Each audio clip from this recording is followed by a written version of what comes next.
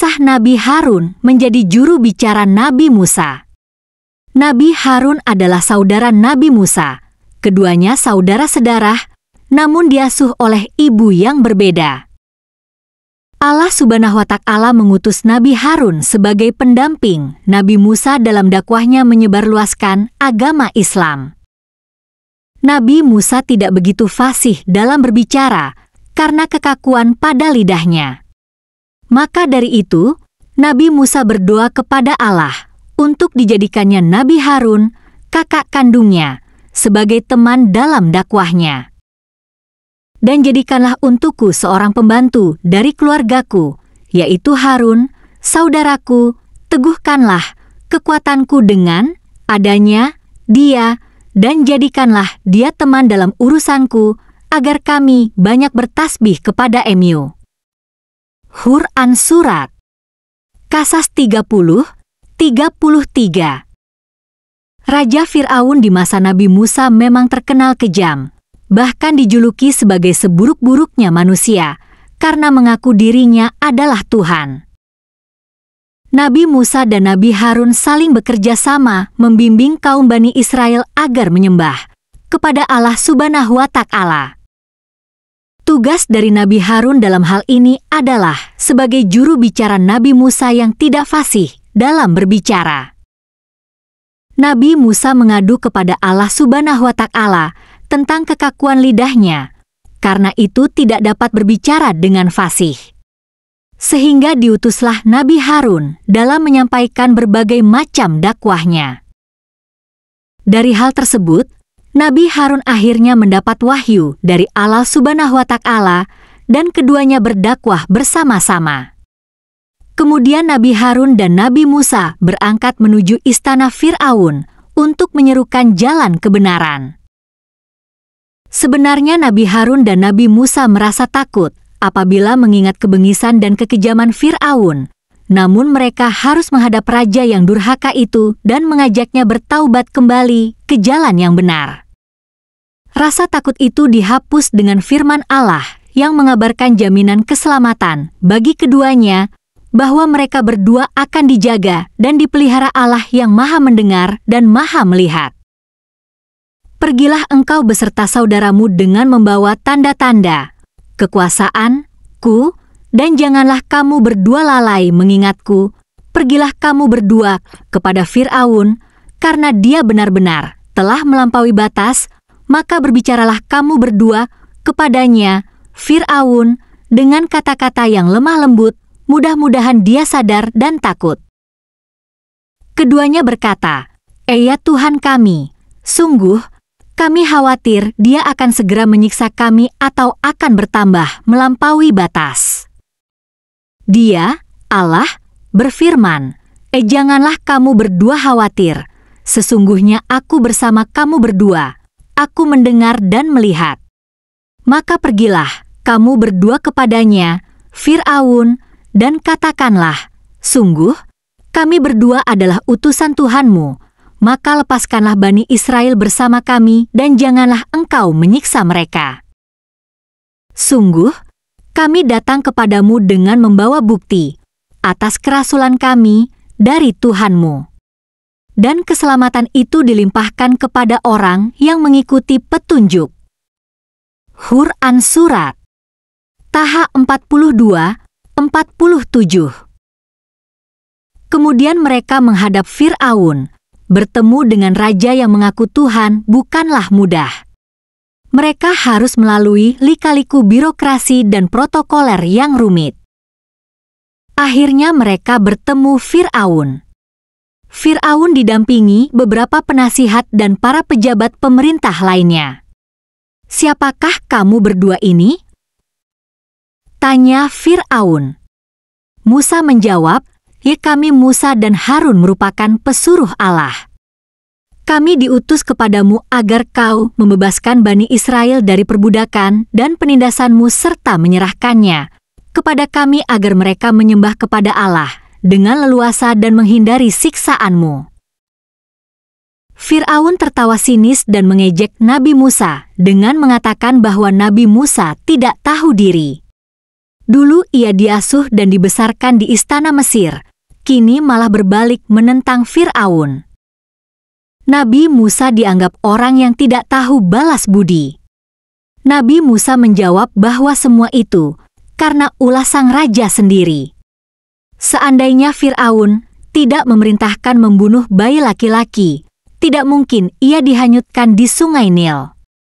Dan akhirnya Nabi Musa tidak merasa berhutang budi sama sekali pada Fir'aun. Fir'aun yang telah menyebabkan semua itu terjadi. Nabi Musa berkata, adapun mengenai pembunuhan yang dulu kulakukan merupakan akibat godaan setan, namun peristiwa itu akhirnya menjadi rahmat terselubung bagiku. Sebab dalam pengembaraanku setelah aku melarikan diri dari negerimu, aku dikaruniai hikmah dan ilmu oleh Allah dan aku diutus sebagai rasul. Maka datanglah aku kepadamu untuk mengajak engkau dan kaummu menyembah Allah dan meninggalkan kezaliman serta penindasanmu terhadap Bani Israel. Kemudian Fir'aun yang mengaku dirinya sebagai Tuhan bertanya kepada Nabi Musa, "Siapakah Tuhan alam semesta ini?" Nabi Musa menjawab yang ditunjukkan kepada Fir'aun dan pengawalnya. Dialah Tuhan langit dan bumi dan segala yang ada di antara keduanya, jika benar-benar kalian mengetahui rahasia kekuasaan ilahi yang tersimpan di dalamnya.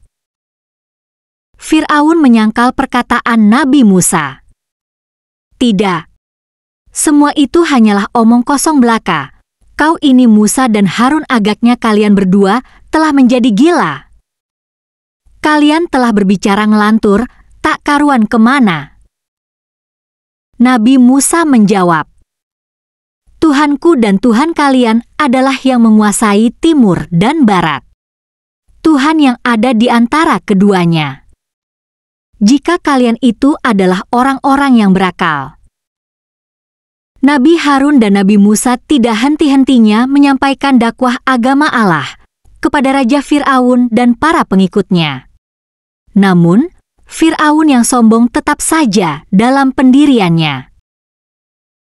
Ia justru menanyakan balik Tuhan yang disembah oleh Nabi Harun dan Nabi Musa, bukan untuk diimani melainkan untuk diselidiki. Beberapa hari kemudian, berkumpullah ahli sihir di tempat yang telah ditentukan. Rakyat ikut berbondong-bondong menyaksikan adu kepandaian sihir. Setelah Nabi Harun dan Nabi Musa datang, Fir'aun memberi aba-aba agar pertandingan segera dimulai. Nabi Musa mempersilahkan Fir'aun unjuk kebolehan terlebih dahulu. Kemudian para pengawal Fir'aun melemparkan tali-tali dan tongkat yang mereka lemparkan itu berubah menjadi ular, jumlahnya ribuan ekor kecil-kecil. Fir'aun tertawa bangga menyaksikan kebolehan para ahli sihirnya. Rakyat pun banyak terkagum-kagum. Ini memang menjadi tujuan Fir'aun, jika para ahli sihir itu dapat mengalahkan Nabi Musa. Maka hancurlah kepercayaan rakyat atas kebenaran dakwah Nabi Harun dan Nabi Musa. Namun dengan rasa tenang, Nabi Musa melemparkan tongkatnya. Tongkat itu segera berubah menjadi ular yang sangat besar dan langsung melahap ular-ular para ahli sihir Fir'aun. Para ahli sihir terbelalak heran, apa yang ditampilkan oleh Nabi Musa bukanlah sihir yang seperti biasa mereka pelajari dari setan. Sadar akan hal itu, para ahli sihir berlutut dan menyatakan diri menjadi pengikut ajaran Nabi Musa. Mereka bertobat dan hanya akan menyembah Allah Subhanahu wa Ta'ala. Fir'aun pun sangat murka karena hal tersebut. Nabi Harun dan Nabi Musa berhasil mengalahkan Fir'aun. Dan para pengikut Nabi Musa makin lama semakin banyak jumlahnya. Hal itu karena ajaran Nabi Musa sangat jelas, mengangkat harkat kemanusiaan, membimbing manusia agar berbudi pekerti mulia, dan mereka dihormati sebagai makhluk Tuhan, sama seperti yang lainnya. Dalam suatu kesempatan, Nabi Musa pernah menitipkan kaum Bani Israel kepada Nabi Harun. Saat itu Nabi Musa hendak menuju ke Bukit Tursina dan Nabi Harun tidak ikut. Maka dititipkanlah Bani Israel kepada Nabi Harun. Dia bertugas memimpin Bani Israel selama ditinggal Nabi Musa. Namun saat ditinggal Nabi Musa itu, seorang bernama Samiri dari Bani Israel berulah dan mengajak kaum yang lain untuk menyembah patung anak sapi. Ketika Nabi Musa turun dari Bukit Hursina, beliau terkejut, kaumnya telah tersesat. Mereka berpesta pora dan menyembah anak sapi yang terbuat dari emas. Nabi Musa pun menegur saudaranya yakni Nabi Harun yang telah dititipi agar menjaga kaumnya. Nabi Harun berkata bahwa sudah memperingatkan mereka, namun hanya menganggapnya sebelah mata. Karena Nabi Harun dianggap orang yang lemah. Setelah diselidiki, ternyata Samirilah orang yang mengajak orang-orang itu membuat patung anak sapi dan menyembahnya. Nabi Musa marah sekali, kemudian Samiri diusir, tidak boleh bergaul dengan masyarakat. Sebab Samiri terkena kutukan, jika ia disentuh atau menyentuh manusia maka badannya akan menjadi demam panas, itulah siksa di dunia. Adapun nanti di akhirat ia akan dimasukkan ke dalam neraka. Kisah Nabi Harun yang mendampingi Nabi Musa dalam berdakwah tidak berhenti begitu saja. Meski terjadi pemberontakan, keduanya tetap menyeru kepada agama Allah Subhanahu wa Ta'ala. Nabi Harun dan Nabi Musa yang saat itu akan masuk ke kawasan Kan'an mendapat penolakan. Mereka akhirnya menuju suatu daerah hingga sampai di Gunung Hor di kawasan perbatasan Edom. Sesuai perintah Allah, Nabi Harun dan Nabi Musa mendaki gunung tersebut bersama Eleazar, putra Nabi Harun. Di puncak Gunung Hor itulah Nabi Harun wafat. Kabar meninggalnya Nabi Harun terdengar oleh seluruh bangsa Israel. Mereka menangis dan merasa kehilangan panutan saat Nabi Harun wafat. Itulah kisah Nabi Harun yang menjadi juru bicara Nabi Musa. Semoga video ini bermanfaat dan menambah wawasan. Terima kasih sudah menonton. Semoga kalian sehat selalu, panjang umur, dan rezeki lancar. Bagi yang sedang sakit semoga lekas sembuh. Amin. Amin ya Robbal Alamin. Subscribe, like, komen, dan share.